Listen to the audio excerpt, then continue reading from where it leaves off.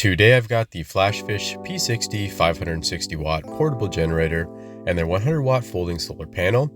And in this video, we're going to be taking a look at them and putting them through a few different tests. So if you're looking for a portable power and solar charging combo, if you're worried about blackouts or emergencies, and want to be able to keep some small electronic devices running, this is definitely a nice option to consider. Let's take a look at the generator. It has a built-in lithium-ion battery, which has a life cycle of about 800 charges, and it has a 520 watt-hour capacity, which is about 140,400 milliamp hours. The power station weighs 12.35 pounds, which is about 5.6 kilos. And on top of the device, there's a nice big handle that flips up, which makes it easy to carry. And there's some rubber, which gives you a bit of extra grip. On the front of the panel, there's two different inputs, including one for DC and another for solar panel charging. And beneath that, there's one of two 110 volt AC outputs. It delivers a pure sine wave and provides 560 watts or 1100 watts peak power. It comes with an AC wall adapter and also a car charger, which you can use to charge the battery. In the center, there's an LCD display, which lets you know the remaining battery life and the output statuses. Beneath that, there's a handful of DC outputs, and that large one is a car charger output. Next to that, there's a column of buttons, including a power button and buttons for AC and DC, which turns them on and off. On the top right, there's a button to turn on the USB outputs and a row of USB outputs, including a quick charge 3.0, two USB type A's and a type C, and there's another AC output below. All of the DC and the USB outputs can be used while the main battery is charging. Now I'm going to plug in a surge protector to the AC output and then turn on some different electronic devices to see how many can be used simultaneously. We're going to start off with a small LED lamp, and it turns on just fine. Next, I'm plugging in a small laptop, and that's also able to power on. Next up, we've got a small mini fridge, and so far the power station is handling all of the devices perfectly.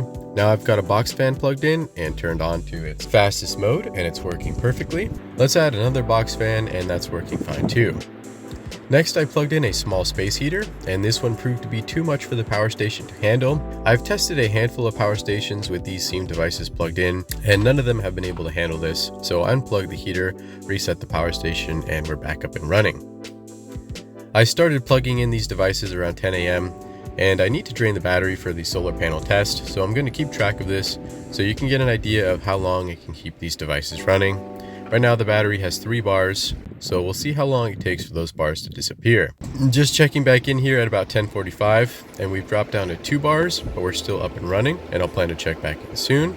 It's about 11:15, and we lost another bar, and I think the battery should be dead pretty soon. Alright, so it's 11:30, and now the power station is turned off. I pressed the button, and the power did turn back on, and I was able to restart the AC power, and it did run for about another minute or so before shutting down on AC output for good. I was able to extend the life a bit further by switching to USB output, and I plugged in a flashlight and left it turn on until the battery finally drained. So this is the Flashfish 18 volt 100 watt folding solar panel.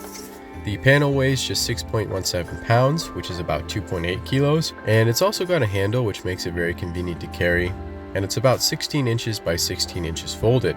The outside of the panel is covered with a very durable fabric, but one thing to keep in mind is that the panel is not waterproof, so do your best not to get it wet. There's kickstands on the panel which make it easy for you to angle the panel directly towards the sun.